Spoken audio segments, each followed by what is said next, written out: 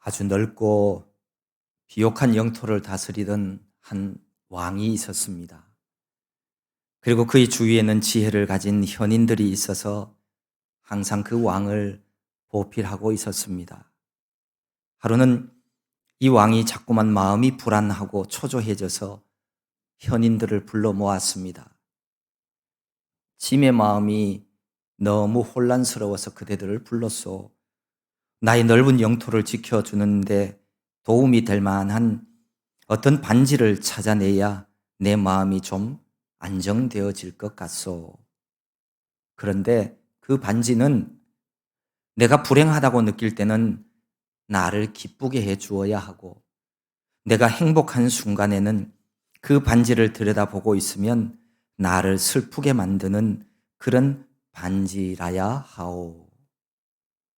왕의 이 같은 명령에 현인들은 머리를 맞대고 며칠을 고심하였습니다. 그러나 아무리 생각하고 또 생각해 보아도 왕의 요구에 꼭 맞는 반지가 떠오르지 않았습니다. 얼마 후 시간이 지나 현인들은 드디어 왕의 요구에 알맞은 반지를 찾아내었습니다.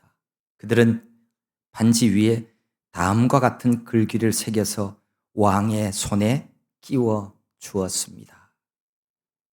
이것 또한 지나가리라. 행복도 한순간이고 불행도 한순간입니다. 왕이건 신하이건 누구든지 간에 모든 것은 다 지나가게 되어 있습니다. 결국 우리 인생 또한 지나가는 것에 불과합니다. 이 세상에 태어나 한 번의 삶을 살다가 모두가 떠나는 인생, 우리는 무엇을 위해 살아야 할까요? 어떤 소망을 붙잡고 살아야 할까요? 오늘 주시는 말씀 안에 그 답이 있습니다. 우리가 가진 성경, 이 구약 성경은 앞부분에 창세기부터 시작해서 이 율법서가 있고요. 율법서 뒷부분에는 여호수아서부터 시작해서 역사서가 있습니다. 그리고 그 다음에는 욥기, 시편, 잠언, 전도서, 아가서 이렇게 5권이 시가서로 분류가 되어집니다. 오늘은 시가서 말씀 가운데 이 전도서 말씀을 가지고 함께 살펴보려고 합니다. 이 전도서는 인생의 근본 문제에 대한 지혜를 알려주시는 세상 어디에도 없는 유일한 귀한 말씀입니다. 1절에 보면 다윗의 아들 예루살렘 왕 전도자라고 하는데 바로 이 사람이 솔로몬 왕을 말하고 있습니다.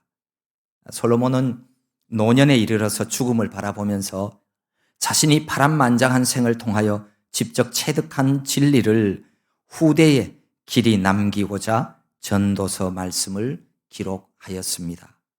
그런데 전도서를 기록한 전도자가 입을 열어 처음으로 전하는 내용이 이렇습니다. 헛되고 헛되니 헛되고 헛되도다. 모든 것이 헛되다는 겁니다. 하나님 말씀을 우리가 복음, 다시 말해서 복된 소식이라고 하는데 그 이유는 성경에 있는 말씀이 대체적으로 희망적이고 진취적이고 창의적이고 적극적이기 때문입니다. 그런데 전도서의 말씀을 보면 시작하자마자 모든 것이 다 헛되다고 그렇게 말씀을 합니다. 그러니까 우리가 일반적으로 생각하는 성경 분위기와는 뭔가 좀 다른 내용을 전도서가 전해주고 있다는 것을 알 수 있습니다. 한 구절 안에 헛되다고 하는 말이 5번이나 반복되고 있습니다. 도대체 무엇이 헛되다는 것인지를 우리가 알아볼 필요가 있습니다. 우리가 읽은 1장부터 헛되고 무상한 일들에 대해서 거기 쭉 열거하고 있습니다. 해는 그 떴던 곳으로 빨리 돌아가고 바람은 그 불던 곳으로 돌아가며 끝없이 지루한 반복을 계속합니다. 강물이 바다를 채우지 못하면서도 계속 그 흐르는 방향으로 흐른다고 말합니다.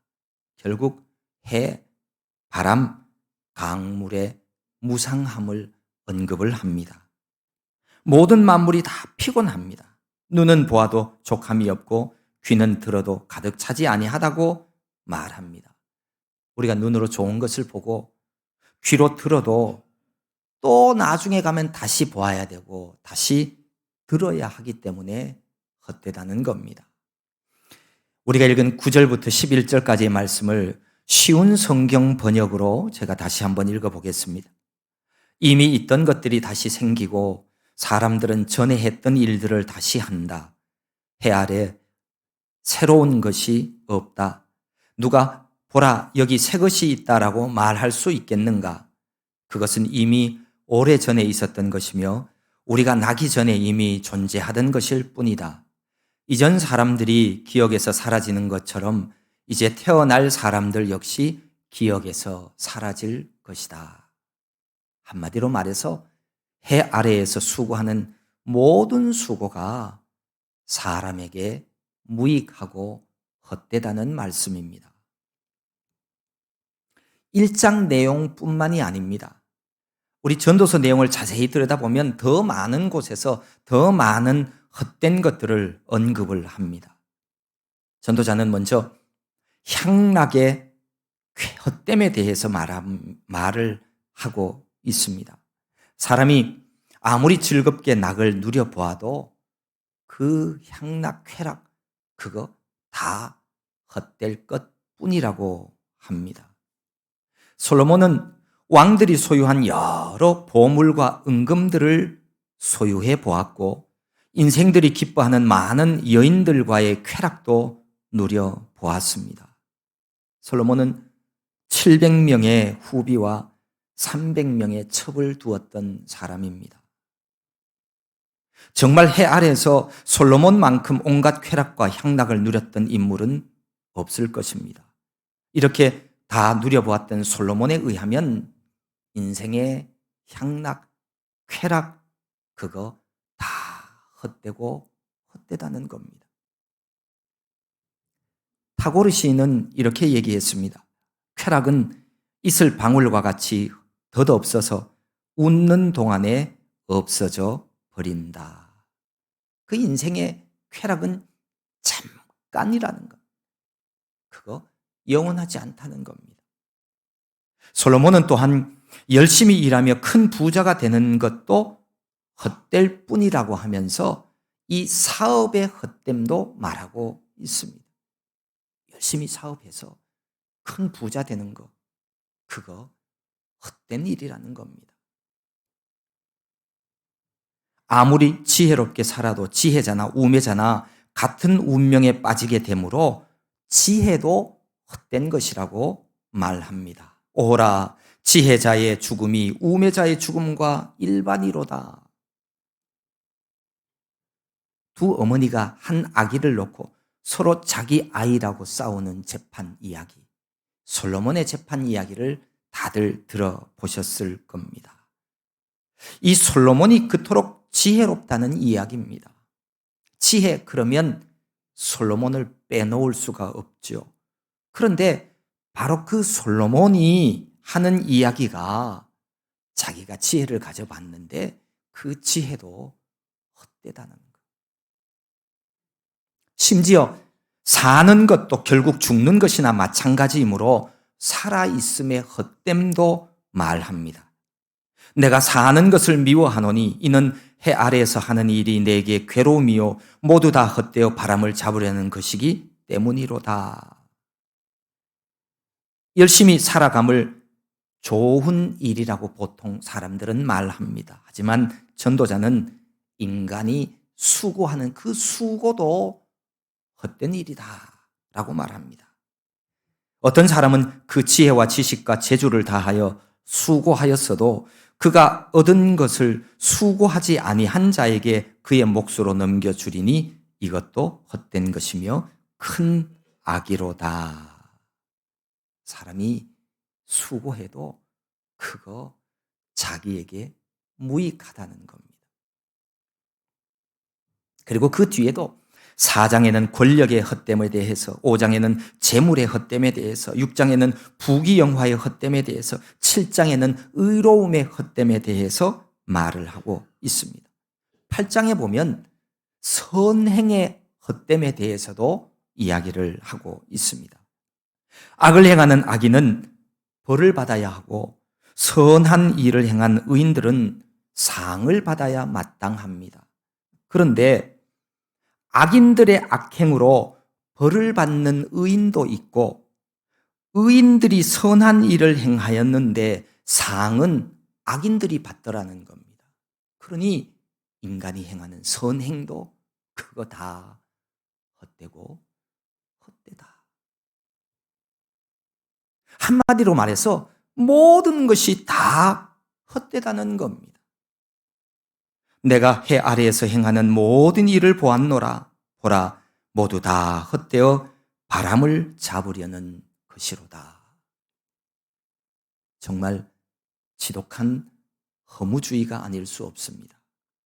염세주의의 극을 달린다 해도 아니라고 말할 수 없습니다. 그렇다면 성경 전도서는 도대체 우리에게 무엇을 말하려고 하는 것일까요?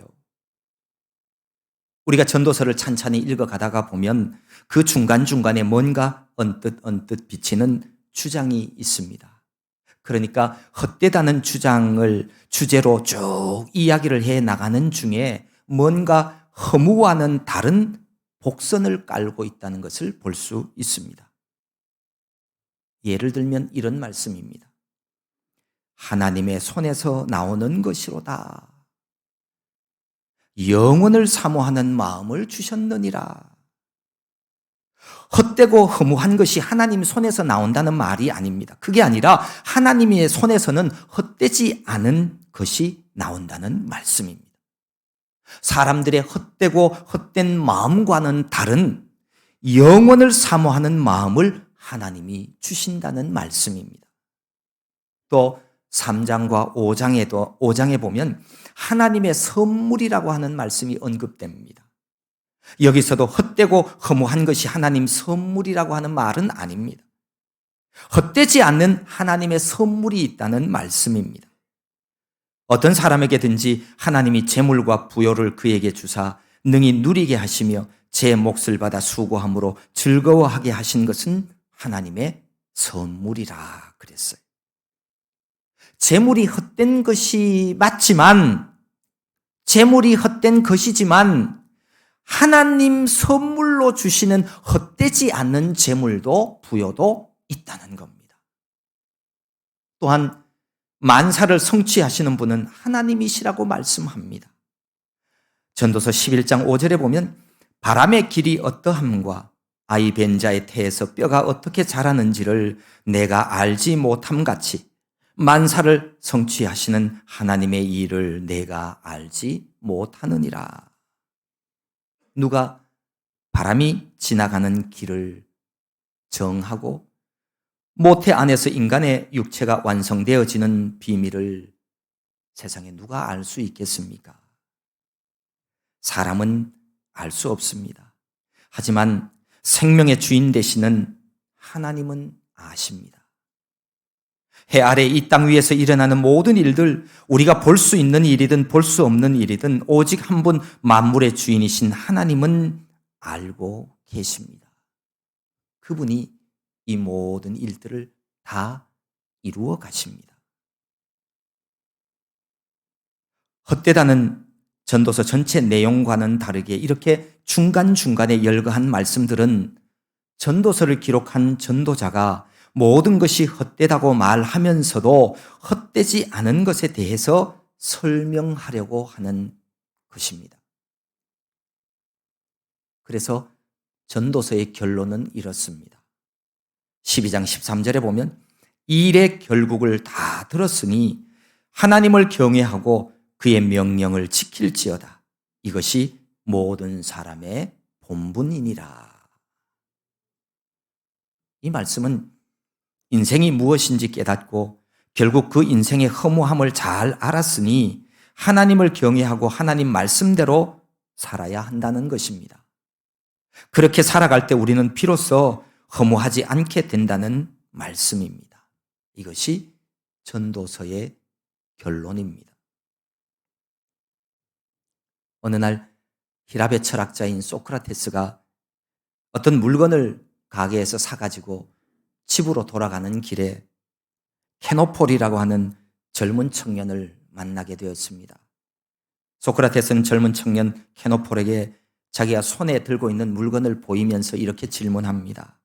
너는 어디에서 이 물건을 살 수 있는지 알고 있느냐? 청년은 정말 그 물건을 파는 상점이 있는 위치를 소크라테스에게 아주 상세히 잘 설명해 주었습니다. 소크라테스는 다시 질문합니다. 그러면 이 물건을 만드는 공장은 어디 있는지 아느냐? 젊은 청년은 역시 그 물건의 공장을 자세하고 상세하게 그에게 가르쳐 주었습니다. 그때 소크라테스는 그 청년에게 또 한 번의 질문을 합니다. 그러면 인간들이 어디에서 착하고 덕스럽게 만들어지는지를 너는 알고 있느냐? 청년은 몹시 당황하며 대답을 했습니다. 그것은 잘 모르겠는데요. 그런 것은 생각해 본 일도 없습니다.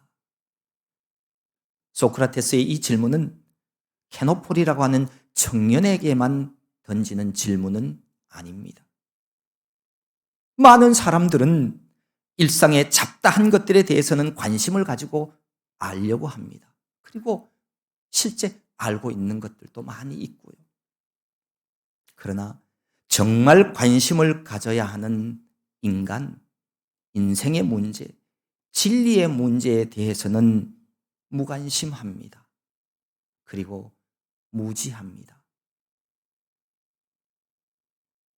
여러분의 인생을 살아가면서 무엇이 진리인지, 인생의 목적은 어디에 있는지 알고 계십니까? 도대체 여러분은 왜 살고 계시는 겁니까? 우리가 정말 관심 가지고 살아야 할 것은 무엇인지 생각해 보셨습니까? 그 진리를 알고자 얼마나 부단히 노력하며 살아가십니까? 인생의 참 의미를 깨닫지 못하고 진리를 알지 못한다면 사람이 동물보다 나은 것이 없습니다. 사람처럼 집단을 이루며 새끼 낳고 기르는 동물들도 많이 있습니다. 그들과 내가 다른 점이 무엇일까요? 사람이라면 말 한마디를 하려면 말 안 한 것보다 더 나은 말을 해야지요. 사람으로 태어나 한평생을 산다면 사람다운 삶을 살아가야 하지 않겠습니까? 나는 아무에게도 해를 끼치지 않고 그렇게 살았다고 자랑하는 이들이 있습니다. 그런데요, 가만히 생각해 보면 다른 동물들도 그렇게 살아갑니다. 물론 잡아먹는 동물도 있지만 대부분의 동물들은 남에게 해 안 끼치고 그렇게 살아가요. 그러면 나와 그 동물이 뭐가 차이점이 있느냐는 거죠. 남에게 해를 끼치지 않는 것, 그거 분명히 옳은 일이고 잘한 일입니다. 하지만 그 사실 하나가 사람으로 살아야 할 인생길을 바르게 잘 살았다는 그런 의미를 말해주는 것은 아닙니다. 사람이 동물과 다른 점이 많이 있지요. 언어를 가졌고 생각할 수 있고 약속을 지키고 이타적인 사랑을 베풀 수 있는 등등.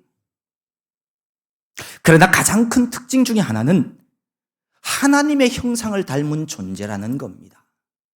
다르게 표현하면 영이신 하나님처럼 영성을 가진 존재라는 겁니다. 사람은 육체적인 동물로서의 존재만이 아니라 영적인 존재로 영성을 가진 존재입니다. 돌아가신 우리 부모님이 없어졌다고 생각하는 사람은 아무도 없어요. 어딘가. 영적인 세계에 존재한다고 다들 그렇게 알고 있어요. 그래서 눈에 보이는 것으로 육체를 채우듯이 영적인 부분도 채워야만 만족한 삶을 살아갈 수가 있습니다. 그게 사람이고 그게 인간입니다. 전도서가 전하는 바대로 해 아래에 있는 인생들이 헛되고 헛된 삶을 면하는 방법 3가지를 요약한다면 이렇게 말할 수 있습니다. 첫째는 영원한 것을 사모하며 살아야 합니다. 우리가 보는 성경에 보면 최초의 인류 아담은 930년을 살았어요. 그리고 그 아들 셋은 912세, 에노스는 905세, 게나는 910세를 살았습니다. 가장 오래 산 사람은 무두셀라로 969세를 살았다고 기록하고 있죠. 하지만 이렇게 오래 살았다고 해서 그게 다가 아니라 결국은 모두가 다 죽었다는 사실입니다. 길게 살든 짧게 살든 우리들의 삶은 죽음으로 끝을 맺습니다. 이렇게 죽어가는 것은, 소멸하는 것은 사람만 그런 것이 아닙니다. 우리가 밟고 살아가는 이 땅, 이 지구도 소멸합니다. 하늘에 떠 있는 태양도, 이 우주 전체도 시간이 지나면 소멸한다고 과학자들은 그렇게 말하고 있습니다. 그 어느 것도 영원하지 못합니다. 우리가 보고 듣는 것, 소중하게 여기는 그 어떤 것도 모두 사라지고 말 것입니다. 이 세상에 영원한 것이라고는 아무것도 없습니다. 그래서 해 아래 행하는 모든 것이 다 헛되고 헛된 것입니다. 그런데 영원한 것이 있습니다. 태초에 천지를 창조하신 하나님이십니다. 그분은 영원하신 하나님이십니다. 그러므로 우리는 그 어떤 것도 영원하지 않은 이 세상 것들에 소망을 두거나 집착하지 말아야 합니다. 그러지 않으면 여전히 헛되고 헛된 삶을 살 수밖에 없습니다. 오직 영원하신 하나님과 그 나라에 소망 두고 살아야 합니다. 영원하신 하나님은 영원한 생명과 영원한 그 나라를 우리에게 허락하셔서 영생하는 삶을 살게 해 주실 줄로 믿습니다. 성경 요한일서 2장은 이렇게 말씀합니다. 그가 우리에게 약속하신 것은 이것이니 곧 영원한 생명이라. 영원하지 않은 것 말고 영원한 것을 사모하며 살아가시기를 바랍니다. 둘째는 참 만족을 주는 진리를 따라 살아야 합니다. 모든 것이 헛된 이유 중에 하나는 그 어느 것도 우리에게 참 만족을 주지 못하기 때문입니다. 하지만 이제부터는 참 만족을 얻는 생활을 해야 합니다. 그래야 참된 삶을, 헛된 삶을 면할 수 있습니다. 사람의 욕심을 채울 길은 사실은 없습니다. 그런데 간혹 자신은 만족하며 산다고 말하는 이들이 있습니다. 엄밀히 말하면 그 감정은 만족이기보다는 체념에 가깝습니다. 더 이상의 만족이 불가능함을 인정하기에 그냥 그 정도에서 멈추는 것뿐이에요. 진짜 만족은 아니에요. 그렇습니다. 우리 인생은 이 세상의 것으로는 결코 참 만족을 누릴 수 없습니다. 우리 육체와 영혼을 만족하게 할 수 있는 것은 아무것도 없습니다.